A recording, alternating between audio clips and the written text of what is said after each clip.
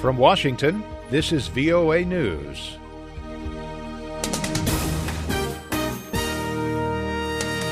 I'm David Byrd reporting. Rescue workers have begun a massive relief operation after Cyclone Pam slammed into Vanuatu. Reports from the capital city, Port Vila, say that Vanuatu's National Disaster Management Office confirmed at least 6 deaths in and around the city. A 9-member UN team is due to arrive on Sunday to carry out an initial assessment of the damage. Reports of 44 deaths remain unconfirmed. Officials say the airport in Port Vila remains closed, but they hope to open at least part of it Sunday so relief flights can land. Saturday, addressing a United Nations conference on disaster reduction in Japan, Vanuatu's President Baldwin Lonsdale appealed for international help in recovering from the disaster. I stand to appeal on behalf of the government and people of Vanuatu to the global community to give a lending hand in responding to these very current calamities that have struck us. With 270 km/h winds, Cyclone Pam destroyed entire villages, tearing off rooftops, downing power lines, and toppling trees. Aid officials say the storm could be unprecedented in the country's history. A ferry carrying more than 200 people sank off the coast of western Myanmar Saturday, leaving at least 33 people dead and at least a dozen others missing.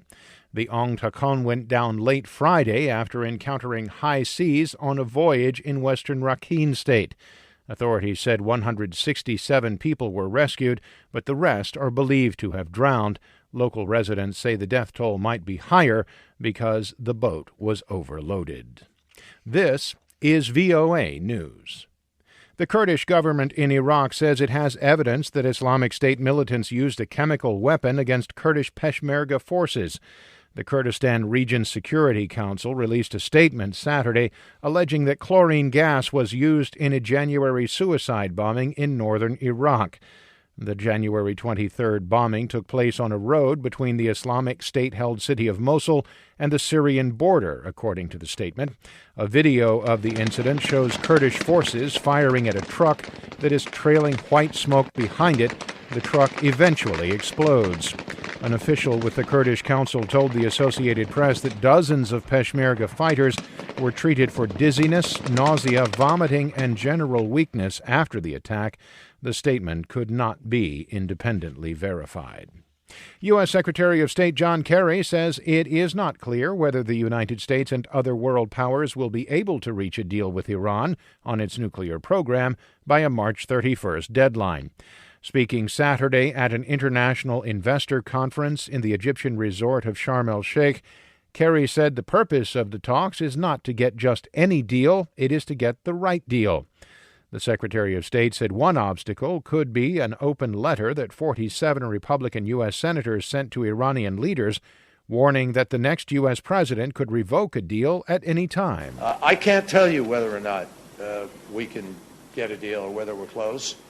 One reason I can't tell you is because we have heard some comments from the Supreme Leader regarding the letter that was sent by the 47 senators. The United States and 5 other major powers resumed negotiations with Iran Sunday in Switzerland.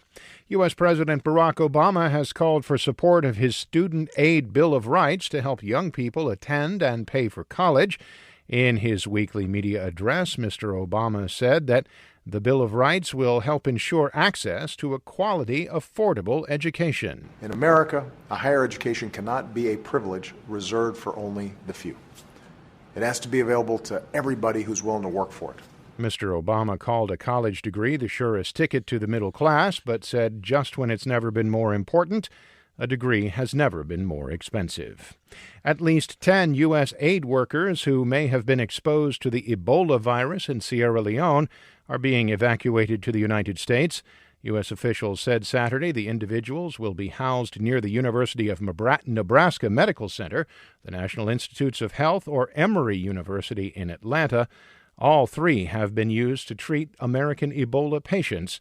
In the past, none of the 10 workers has any symptoms.